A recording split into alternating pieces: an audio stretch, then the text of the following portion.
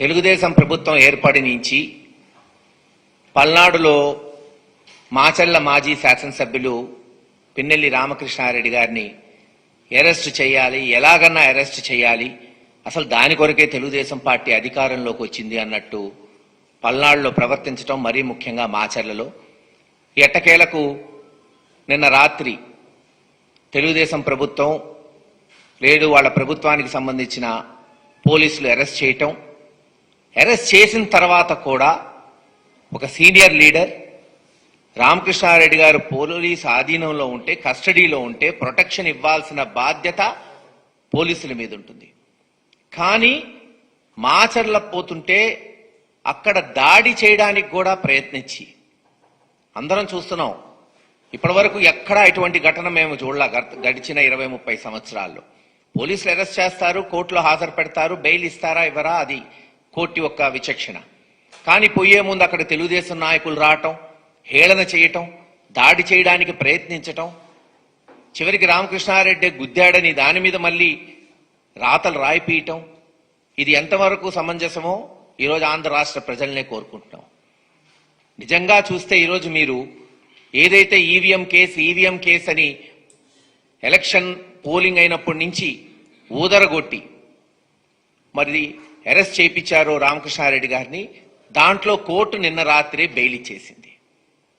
Yes, bail ఆయన హక్కు కాబట్టి వెంటనే రావటం జరిగింది. కానీ ఏదైతే అక్రమ కేసులు ఉన్నాయో, కారంపూడిలో సిఐ మీద ఒత్తిడి తెచ్చి బుక్ చేసిన కేసు కావచ్చు, లేదు మరొక నాయకుడు పాల్వాయి గేట్లో తెలుగుదేశం నాయకుడు బుక్ చేసిన కేసుల్లోనే ఈరోజు కక్షపూరితంగా రామకృష్ణారెడ్డి గారిని జైల్లో పెట్టడం జరిగింది.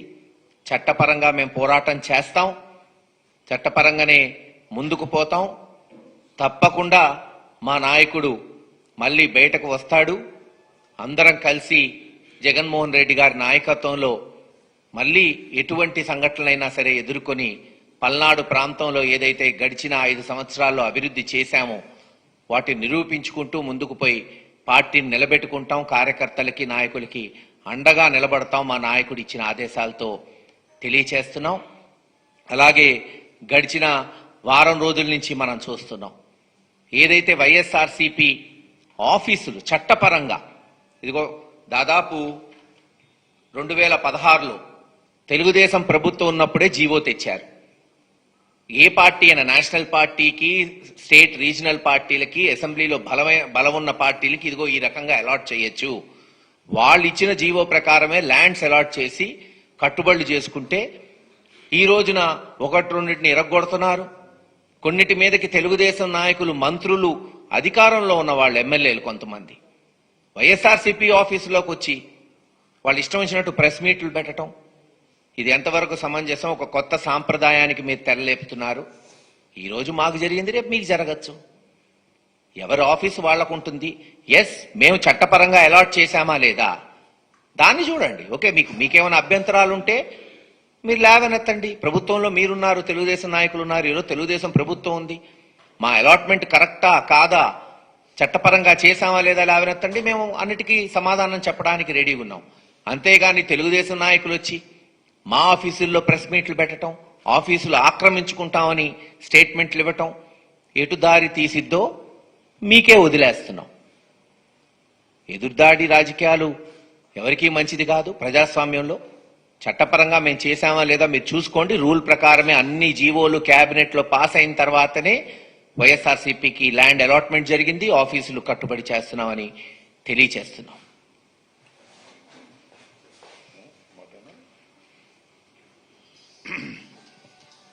మిత్రులు మహేష్ గారు చెప్పినట్టుగా పల్నాడు జిల్లాకు చెందిన మాజీ శాసనసభ్యులు రామకృష్ణారెడ్డి గారు నిన్న కొన్ని అనివార్య పరిస్థితుల్లో అరెస్ట్ కావాల్సినటువంటి పరిస్థితి ఏర్పడింది. కోర్టులో బెయిల్ కోసం, యాంటిసిపేటరీ బెయిల్ కోసం ప్రయత్నం చేస్తే చాలా విచారణ తర్వాత యాంటిసిపేటరీ బెయిల్ను తిరస్కరించడంతో రామకృష్ణారెడ్డి గారిని అరెస్ట్ చేశారు. రామకృష్ణారెడ్డి గారు కూడా స్వచ్ఛందంగా లొంగిపోయి అరెస్ట్ అయ్యారు. తర్వాత కోర్టులో ప్రొడ్యూస్ చేయడం జరిగింది. దీన్ని మేమందరం ఇవాళ కలిసి కొన్ని విషయాలను ఆంధ్ర రాష్ట్ర ప్రజలకి, పలనాడు ప్రాంతానికి చెందినటువంటి పౌరులకి కొన్ని విషయాలను చెప్పాలనే ఉద్దేశంతో మేమందరం కూడా ఇక్కడ సమావేశమయ్యాం. రామకృష్ణారెడ్డి గారు సుదీర్ఘకాలం నుంచి ఆ నియోజకవర్గంలో గెలుపొందుతూ వచ్చారు. మా పార్టీ అధికారంలో ఉన్నప్పుడు గెలిచారు, అపోజిషన్లో ఉన్నప్పుడు కూడా గెలిచినటువంటి ప్రజాదరణ కలిగినటువంటి నాయకుడు. వరుసని కంటిన్యూస్ గా 4 times గెలవటం జరిగింది. ఈ ఎన్నికలకు ముందే 2-3 సంవత్సరాలకు ముందే ఒక భారీ ప్లాన్ ని చంద్రబాబు నాయుడు గారు తీసుకొచ్చారు. ఏ విధంగా అయినా సరే ఈసారి రామకృష్ణారెడ్డిని ఓడించాలి, ఎంతకైనా తెగించాలి అనేటువంటి ఉద్దేశంతో ఒక ప్లాన్ ప్రకారం అక్కడికి రావడం, అక్కడ రాజకీయాలకు దూరంగా ఉన్నటువంటి బ్రహ్మారెడ్డిని తీసుకొచ్చి అక్కడ అభ్యర్థిగా పెట్టుకుంటారు. అది వారి స్వేచ్ఛ, మేము కాదని అనను. కానీ ప్రజలు అర్థం చేసుకోవాలని మనవి చేస్తున్నా. పెట్టి ఆయనకి పెట్టుబడులు పెట్టి ఆయన నడిపి ఏదో ఒక విధంగా రామకృష్ణారెడ్డి గారి కుటుంబాన్ని, రామకృష్ణారెడ్డి గారిని ఓడించాలి, వేధించాలి అనేటువంటి పద్ధతుల్లో ప్రయాణం సాగించారు, రాజకీయ ప్రయాణం. ఎన్నికల్లో జరిగినటువంటి విషయాలు మీకు తెలుసు. ఈవీఎంని పగలగొట్టాడు అనేది టీవీల్లో కూడా వచ్చింది. అది పోలీసు వారు ప్రదర్శించింది కాదు, ఎలక్షన్ కమిషన్ ప్రదర్శించింది కాదు. అది లోకేష్ గారి ట్విట్టర్ నుంచి బయటకు వచ్చింది. మరి ఆయనకి ఎందుకు అలా వచ్చిందో, అంత శక్తివంతం ఎలా వచ్చిందో లోకేష్ గారికి నాకైతే అర్థం కాల. నాకే కాదు, ఎవరికీ అర్థం కాదు. ముందు ఆయనకు వచ్చింది అది విజువల్, దాన్ని ట్విట్టర్లో పెట్టారు. ఆ ట్విట్టర్లో పెట్టింది చూసి కేసు పెట్టారు. ఈ కేసు అనేది it is pure A bailable case. Automatic గా 7 సంవత్సరాల రూపశిక్ష పడేది కాబట్టి పోలీస్ స్టేషన్లోనే బెయిల్ ఇచ్చేస్తారు. అలా ఉండటానికి వీల్లేదు. ఈ కేసు పెట్టినా అతనికి బెయిల్ రావడానికి వీల్లేదు అనేటువంటి ఒక దురుద్దేశంతో 307 కేసు పెట్టారు. 1 కాదు 2 పెట్టారు. ఎవరు పెట్టింది? ఒక పోలీస్ ఆఫీసర్ కంప్లైంట్ మీద పెట్టారు. ఆ పోలీస్ ఆఫీసర్ ఎప్పుడు కంప్లైంట్ ఇచ్చాడు? ఇన్సిడెంట్ జరిగిన 9 రోజులు కంప్లైంట్ ఇచ్చాడు. 9 రోజుల తర్వాత కేసులో పెట్టారు. What is this? అర్థం కావట్లేదు. ఇట్స్ ఫ్యాబ్రికేటెడ్ అని. సంఘటన జరిగితే ఆ సంఘటన జరిగిన తక్షణమే నన్నో లేకపోతే సంబంధిత రామకృష్ణను ముద్దాయిగా పెట్టి కేసు రిజిస్టర్ చేస్తారు. కానీ సంఘటన జరిగిన 9 రోజుల తరువాత 307 బుక్ చేశారంటే ఆ డిలే అంటే చాలా కింద నుంచి పై దాకా మాట్లాడుకున్నారు, ఫోన్లో మాట్లాడుకున్నారు, లోకేష్తో మాట్లాడుకున్నారు, చంద్రబాబుతో మాట్లాడుకున్నారు, అందరితో మాట్లాడుకున్న తర్వాత ఈ ఈవీఎం కేసులో అయితే ఎమ్మటే బెయిల్ వచ్చేస్తే రామకృష్ణారెడ్డికి అలా కుదరదు, 307 2 పెడదాం, అప్పుడు బెయిల్ రాదు అనేటువంటి ఒక దురుద్దేశపూర్వకంగా, కుట్రపూర్వకంగా 307 2 పెట్టించారు. ఇది ధర్మమేనా అని అడుగుతా ఉన్నా, ఇది న్యాయమేనా అని అడుగుతా ఉన్నా. సరే కేసులు పెట్టారు, ఇవాళ అరెస్ట్ అయింది, చట్టం తన పని తాను చేసుకుపోతుంది, మేము చూస్తాం, మాకు న్యాయస్థానాల మీద గౌరవం ఉంది. ఇవాళ మీరు అరెస్ట్ చేశారు, కోర్టులో ప్రొడ్యూస్ చేశారు, కోర్టుకు మేము వెళ్తాం, జిల్లా కోర్టుకు వెళ్తాం. శాస్త్రంగా ఏం జైల్లో ఉన్నాడు కదా మా రామకృష్ణారెడ్డి గారు, బయటకు వస్తాడు కదా, 307లో బెయిల్స్ వస్తాయి. కాకపోతే ఇట్ మే టేక్ టైం. మమ్మల్ని ఏదో ఒక విధంగా ఇబ్బంది పెట్టాలి, కక్ష సాధించాలి, వరుసనే గెలుస్తున్నటువంటి రామకృష్ణారెడ్డి మీద కక్ష సాధించాలనే ఏకైక దురుద్దేశంతో ఈ కథంతా నడుస్తూ ఉన్నదనేది మా ఉద్దేశం, మా ఆవేదన అని మనం చేస్తున్నాం. నేను తీసుకెళ్లారండి, మొన్న మా నాన్నగారు చెప్పాడు, ఒక ఫేక్ న్యూస్ ఫ్యాక్టరీ, ఫేక్ న్యూస్లన్నీ కూడా కలిసి ఆ ఫ్యాక్టరీలో రిలీజ్ చేస్తుంటారు. రామకృష్ణారెడ్డి గారిని అరెస్ట్ చేసి సొంత కారులో తీసుకెళ్లటం పట్ల విమర్శలు వచ్చాయంట. రామకృష్ణారెడ్డి గారిని అరెస్ట్ చేసింది ఎప్పుడైతే బెయిల్ రద్దయిందో పోలీసు వారు, అయ్యా నువ్వు పోలీస్ స్టేషన్కి రమ్మన్నారు, గౌరవంగా మా రామకృష్ణారెడ్డి గారు తన సొంత కారులో పోలీస్ స్టేషన్కి వెళ్ళారు, వెళ్ళిన తర్వాత అరెస్ట్ చూపిస్తారు. అరెస్ట్ చేసి తీసుకెళ్ళలేదు, అరెస్ట్ చూపిస్తారు. అప్పుడు అరెస్ట్ చూపించి ఆ తర్వాత ఆయన్ని మాచర్ల కోర్టుకు తీసుకువెళ్లారు. రాత్రి అర్ధరాత్రి 12ంటికి మాచర్లో ప్రొడ్యూస్ చేశారు. ఎందుకంటే వితిన్ 24 అవర్స్ ఎప్పుడైతే అరెస్ట్ చేశారో వితిన్ 24 అవర్స్లో ఆయన కోర్టులో ప్రొడ్యూస్ చేయాలి, అది చట్టం. 24 అవర్స్ లోపే ప్రొడ్యూస్ చేయాలని నిర్ణయించుకున్నారు అక్కడ పోలీసులు. శభాష్. అర్ధరాత్రి తీసుకెళ్లారు. అర్ధరాత్రి తీసుకెళ్ళినప్పుడు కూడా ఏం చెప్పారంటే, నేను పేపర్లో చూసి ఎంతవరకు నిజం, మొత్తం మాచర్ల పట్టణాన్ని మొత్తం పోలీసు స్వాధీనం చేసుకుందట. ఎందుకంటే రామకృష్ణారెడ్డి గారు ఎక్స్ ఎమ్మెల్యే గారు 4 సార్లు గెలిచిన వ్యక్తి వెళుతున్నాడు కాబట్టి అక్కడ ఆయన మీద ఏమైనా జరుగుతుందనో లేకపోతే ఈయన అభిమానులు వస్తారనో తీసుకున్నారు. ఏం జరిగింది అక్కడ? ఆయన కారు దిగుతుంటే ఎవరో ఒక అతను వెళ్ళాడు. ఏంటి అతను? రవి. ఏ రవి? కొమ్మరి శివ. కొమ్మరి శివని అతనికి సెకండ్ ఇవ్వడానికి ట్రై చేశాయంట. ఎవరయ్యా అంటే తెలుగుదేశం నాయకుడు అంట. ఈయన నాకు అర్థం కాలేదు, ఏం జరుగుతుంది అక్కడ? రాత్రి 12 గంటలకి రామకృష్ణారెడ్డి గారిని కోర్టులో హాజరుపరచడానికి వెళితే కొమ్మెర శివ అనేటువంటి తెలుగుదేశం నాయుడు సెకండ్ ఇవ్వడానికి వెళ్ళాయంట. అది చూశాను నేను, విజువల్ ఎవరో పెడితే. ఆయనకి వ్యతిరేకంగా స్లోగన్స్ ఇస్తున్నారు. 10 మందో 20 మందో కనపడుతున్నారు, ఇంకెంతమంది ఉన్నారు? ఏంటిది నాకు అర్థం కాల. ఇది ఒక కక్ష సాధింపు చర్య. అరెస్ట్ చేశారు, ప్రొడ్యూస్ చేశారు, నెల్లూరు జైలుకి పంపించారు. This the routine course, we will face it. తప్పనిసరిగా తెలుగుదేశం ప్రభుత్వం వచ్చిన తర్వాత ఇలాంటి కష్టాలు మాకు ఉండవని మేము అనుకుంటామా? అనేక ఫాల్స్ కేసులు పెడతారు. ఇది మొదలు కాదు, ఇంకా పెడతారు, మాకు తెలుసు. ఇంకా పెట్టి మమ్మల్ని వేధించడానికి ప్రయత్నం చేస్తారు. మరింతగా రాటు తేలుతాం, దానిలో ఏ విధమైన సందేహం లేదు. మరింతగా రాటు తేలుతాం, లీగల్ గా ఫైట్ చేస్తాం, ఎంత దూరమైనా వెళ్తామనే విషయాన్ని కూడా ఈ సందర్భంగా నేను చెప్పదలుచుకున్నా. ఇలా ఫాల్స్ న్యూస్ రాసి వ్యక్తిగతంగా వ్యక్తిత్వ హననానికి దారి తీసేటటువంటి ప్రయత్నాలు మీరు చేస్తున్నారు. ఇది సరైనటువంటి విధానం కాదు అనేది చాలా స్పష్టంగా ఇవాళ మేము చెప్పదలుచుకున్నాం. పిన్నెల రామకృష్ణారెడ్డి గారు అరెస్ట్ అయ్యారు. చట్ట ప్రకారంగా దానికి కావాల్సినటువంటి అన్ని విషయాలను కూడా మేము జాగ్రత్తగా తీసుకుని ముందుకు వెళతామనేది కూడా ఈ సందర్భంగా మనం వచ్చాం. అంతకుముందు కూడా పిన్నెల రామకృష్ణారెడ్డి గారి భార్య మీద దాడి చేశారు. వరుసనే దాడులు చేసి ఏదో ఒక విధంగా భయకంపితులను చేయాలనేటువంటి దురుద్దేశంతో ఈ కార్యక్రమాలన్నీ చేస్తున్నాం. ఇలాంటి తప్పుడు కేసులు పెట్టడాన్ని మేము తీవ్రంగా ఖండిస్తున్నామని కూడా ఈ సందర్భంగా మనవి చేస్తున్నాను. ఈ 307 కేసులు పెట్టి వేధించాలని ప్రయత్నం చేసేటటువంటి ఈ వ్యక్తుని, ఏదైతే తెలుగుదేశం శక్తులు ఉన్నాయో వాటన్నిటినీ కూడా ప్రజలు గమనించాలని మనవి చేస్తున్నాం. వీటన్నిటి నుంచి కూడా రామకృష్ణారెడ్డి గారు బయటకు వస్తారు. ధర్మంగా జరుగుతున్నటువంటి కార్యక్రమం అని కూడా మాది ఈ సందర్భంగా నేను చెప్పదలుచుకున్నాను. ఇంకా రెండో అంశానికి వచ్చినప్పుడు, ఇందాక మిత్రులు కూడా చెప్పారు, మొన్న కూడా మా మాజీ మంత్రివర్యులు నాని గారు చాలా వివరించి చెప్పారు. మేము 10 సంవత్సరాల క్రితం ఈ రాష్ట్రంలో ప్రారంభమైనటువంటి 10-12 సంవత్సరాల క్రితం ప్రారంభమైనటువంటి రాజకీయ పార్టీ, చాలా బలమైనటువంటి రాజకీయ పార్టీ. 67 సీట్లు మొదటిసారిగా గెలుచుకున్నాం. తరువాత 151 సీట్లు గెలుచుకున్నాం. మొన్న కేవలం 11 సీట్లకే పరిమితమయ్యాం. కానీ 40% ఓట్ షేర్ ఉన్నటువంటి రాజకీయ పార్టీ. 60% మాకు వ్యతిరేకంగా ఉంది. అక్కడ ముగ్గురు గెలిస్తే 60% అయింది.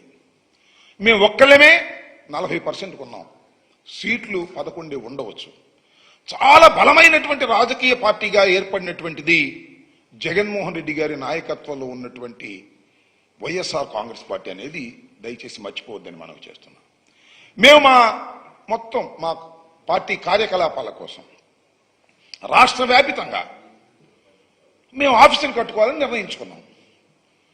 అన్ని చోట్ల చట్టబద్ధంగా, ధర్మంగా, న్యాయంగా స్థలాలను కేటాయించుకున్నాం. మేము ప్రభుత్వం కేటాయించింది.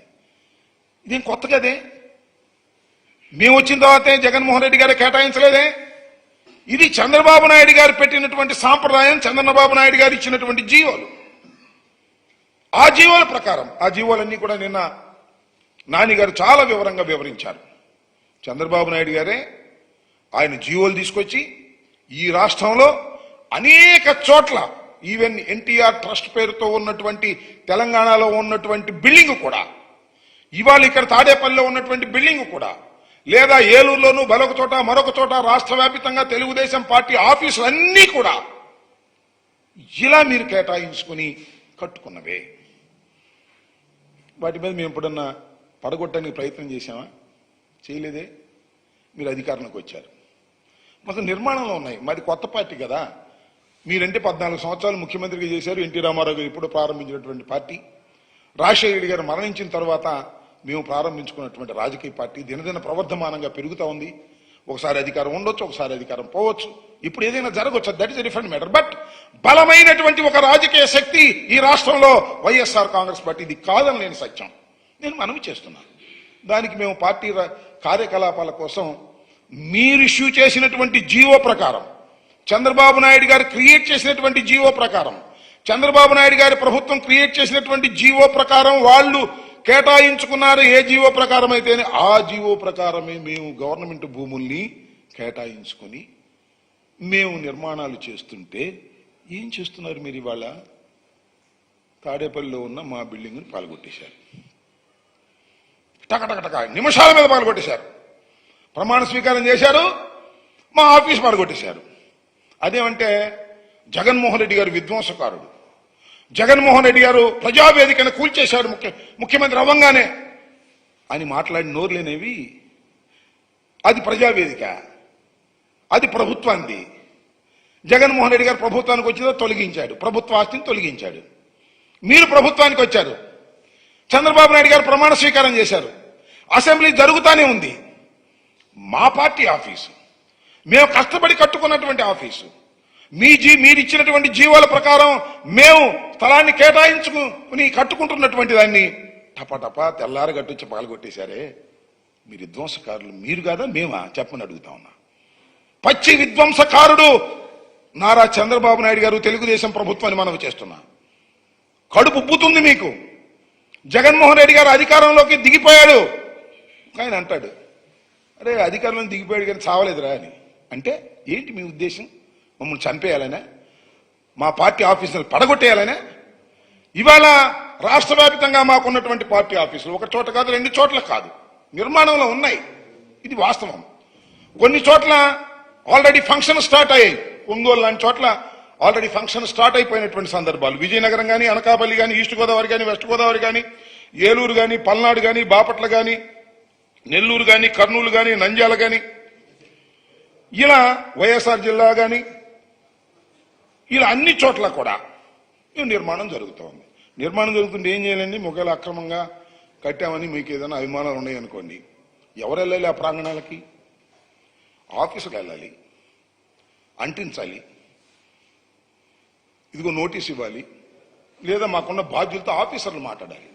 నేను అడుగుతా ఉన్నా, తెలుగుదేశం మంత్రులకేం పని?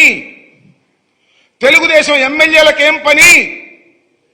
మా ప్రాంగణాల్లోకి వెళ్ళి, మంత్రులు వెళ్ళి, ఎమ్మెల్యేలు వెళ్ళి విజిట్ చేసి మా ప్రాంగణంలో ప్రెస్ మీట్లు పెట్టి మేము కూలుస్తామని సవాళ్లు చేస్తున్నారే, ఏమిటి అరాచకమని అడుగుతా ఉన్నా. మా ప్రాంగణాల్లోకి, మా ప్రాంగణం కాదు, కోర్టులో తేల్చుకోండి, మాకు అభ్యంతరం లేదు. కోర్టులో ఆల్రెడీ మేము నిన్న కోర్టుకు విన్నవించుకున్నాం, హైకోర్టు వారు వింటున్నారు.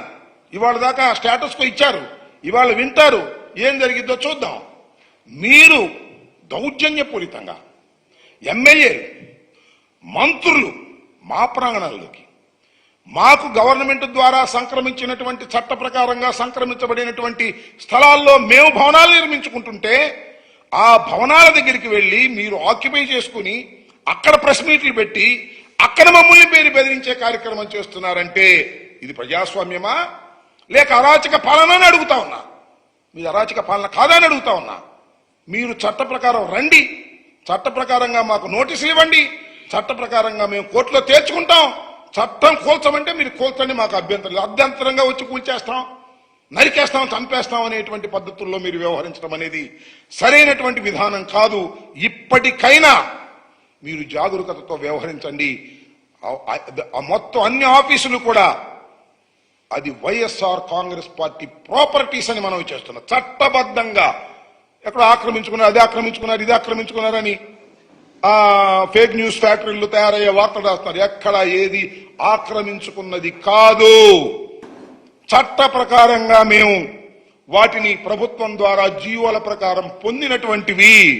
మీకేదైనా అనుమానాలుంటేనో అభియోగాలుంటేనో కోర్టులో తేల్చుకోవాల్సినటువంటి అంశాలు తప్ప ప్రభుత్వం మీ చేతిలో ఉందని మంత్రులు వెళ్లి దాన్ని పడగొట్టేటటువంటి కార్యక్రమాలు, ఎమ్మెల్యేలు వెళ్లి దాని మీద దృష్టిగా ప్రవర్తించే కార్యక్రమాలు, ఇలాంటి సాంప్రదాయాలను మీరు సృష్టిస్తే సాంప్రదాయాలు ఊరికే పోవు, మళ్ళా రిపీట్ అవుతాయి.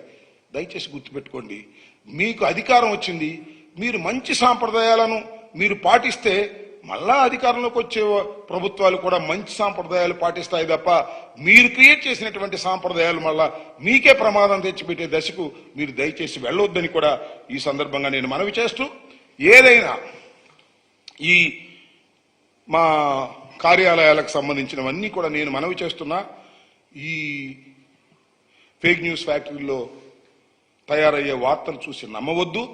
టోటల్గా చెప్తున్నా, అన్ని చట్టబద్ధంగా 100% ఏదైతే తెలుగుదేశం పార్టీ అధికారంలో ఉన్నప్పుడు వారు ఆఫీసులు కట్టుకున్నారో అదే పద్ధతుల్లో కట్టుకుంటున్నటువంటి బిల్డింగ్. కాకపోతే మా అందంగా ఉండొచ్చు, ఎందుకంటే లేటెస్ట్గా టెక్నాలజీ మారిపోయింది కదా, ఇప్పుడు పాతి అందంగా ఉంటే మీ కడుపు మండొచ్చు తప్ప చట్టబద్ధంగా నిర్మించుకునేటటువంటి కార్యక్రమాలే తప్ప ఎక్కడ దోచుకున్నవి కాదు, ఎవరి దగ్గర లాక్కున్నవి కాదు అనే విషయాలను మీరు దయచేసి నమ్మాలని కూడా ఈ సందర్భంగా నేను మనవిచ్చిన. అనేక ఫేక్ న్యూస్ వస్తూ ఉన్నాయి.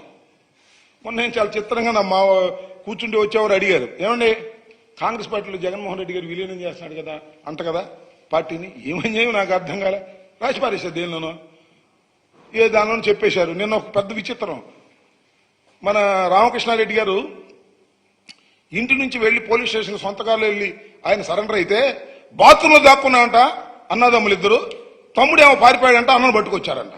చూస్తుంది ఒక టీవీ వార్త. ఏం పోయే కాలమయ్యా మీకు, నాకు అర్థం కాలేదు. ఇంత ఫాల్స్ న్యూస్ రాస్తారు.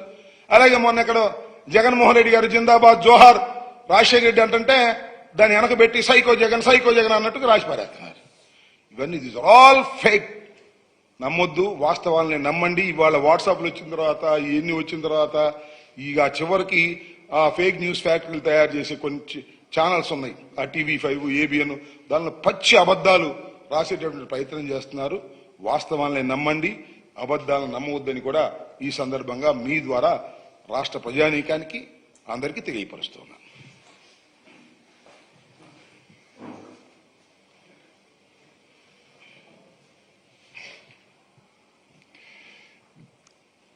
అందరికీ నమస్కారం తెలియజేస్తూ, మాచర్లో ఎలక్షన్ రోజు నుంచి కూడా జరిగిన సంఘటనల్ని ఒక్కసారి వెనక్కి వెళ్ళి ఒకసారి మనం అందరం కూడా గమనిస్తే, ఇప్పుడే రాంబాబు గారు చెప్పినట్టు గత 2 సంవత్సరాల నుంచి పిన్నెల్లి రామకృష్ణారెడ్డిని ఎలాగైనా ఓడించాలని చెప్పి ఒక ఉద్దేశంతో తెలుగుదేశం పార్టీ వాళ్ళు అక్కడ సృష్టించిన వివాదాలు కానీ అల్లర్లు కానీ ఇవన్నీ కూడా ఒక్కసారి మనం అందరం కూడా ఆలోచించాల్సిన అవసరం ఉంది.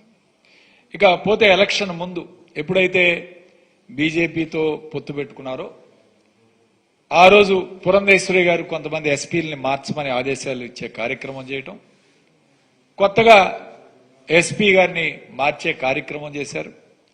ఎలక్షన్ రోజు కూడా ఆ ఎస్పీ గారు పల్నాడు జిల్లా మొత్తం కాదు, ఓన్లీ మాచర్లే వెళ్లి ఉదయం నుంచి సాయంత్రం దాకా మాచర్లోనే ఉంటుంది జరిగింది.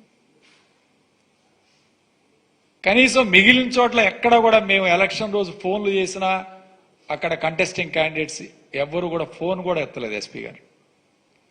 కేవలం మాచర్లనే టార్గెట్ చేసి పిన్నెల్లి రామకృష్ణారెడ్డి గారి సొంత గ్రామం కండ్లగుంట గ్రామంలో కూడా అక్కడ ఏకపక్షంగా జరిగిద్దేమో ఎలక్షన్ అని చెప్పి ఒక ప్రత్యేకమైన ఒక డిఎస్పీని అలాట్ చేసి ఓటర్ స్లిప్స్ కూడా ఒక డిఎస్పీ చేత ఇప్పించే కార్యక్రమం చేశారు.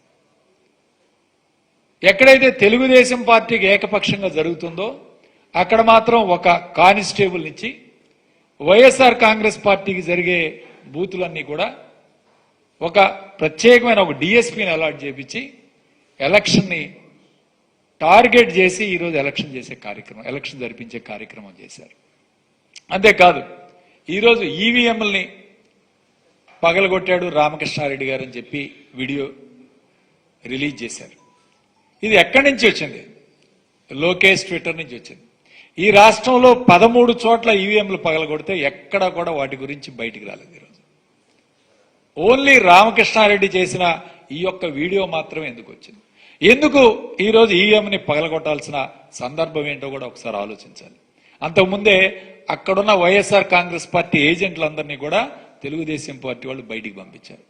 అక్కడ ఏకపక్షంగా జరుగుతుంది ఎలక్షన్ అని చెప్పి రామకృష్ణారెడ్డి స్వయంగా వెళ్ళి ఆ రోజు ఆ సంఘటన జరిగింది. దాని తర్వాత ఆయన మీద కేసులు పెట్టే కార్యక్రమం, ఆ తర్వాత ఆయన కుమారుడు భార్య మీద కూడా దాడి జరిగింది. భార్య మీద దాడి జరిగింది, కుమారుడి మీద దాడి జరిగింది. ఇంతవరకు వాటి మీద ఎవరిని కూడా అరెస్ట్ చేయకపోవడం ఎంత బాధాకరమో, వన్ సైడ్గా ఈరోజు జరుగుతుందో ఒక్కసారి మనం అందరం కూడా ఆలోచన చేయాలి. అలానే ఎప్పుడైతే సిట్ వేశారో, సిట్ వేసిన తర్వాత అన్ని కేసులు కూడా 307 ఫైల్ చేయాలని చెప్పి ఒక డైరెక్షన్ తీసుకున్నారు. అక్కడ 307 కంటెంట్ లేదు, 307కు సంబంధించి ఎటువంటి సంఘటనలు లేవు. అయినా సరే మొత్తం కేసులు, ఎందుకంటే మాకు నర్సరావుపేటలో కూడా మా మీద దాదాపు 3 307 కేసులు ఫైల్ చేశారు. ఇక పోలీసు వాళ్ళు ఇష్టం వచ్చినట్టు 307 ఫైల్ చేసే కార్యక్రమం, వాటి మీద అరెస్టులు చూపించే కార్యక్రమం, ఇదే కార్యక్రమం పెట్టుకున్నారు తప్ప 307 కంటెంట్ కానీ 307 ఎక్కడ దాని కంటెంట్ కానీ దాని విషయం లేకుండానే ఏదో 307లన్నీ ఫైల్ చేశారు. ముఖ్యంగా రామకృష్ణారెడ్డి వాళ్ళ తమ్ముడి మీద దాదాపు 4 307లు ఈరోజు ఫైల్ చేసే కార్యక్రమం చేశారు. ఈ విధంగా టార్గెట్ చేసి ఈరోజు రామకృష్ణారెడ్డిని ఈరోజు అరెస్ట్ చేసే కార్యక్రమం. ఓకే, చట్టం తన పని తాను చేసుకుని వెళ్తుంటుంది. ఒకటే గుర్తుపెట్టుకోవాలి, పల్నాడులో ఇవేమి కొత్త కాదు. మేమందరం పల్నాడు నుంచి వచ్చాం. ఖచ్చితంగా ఈ సవాళ్ళని, కేసుల్ని ఎదుర్కొంటాం.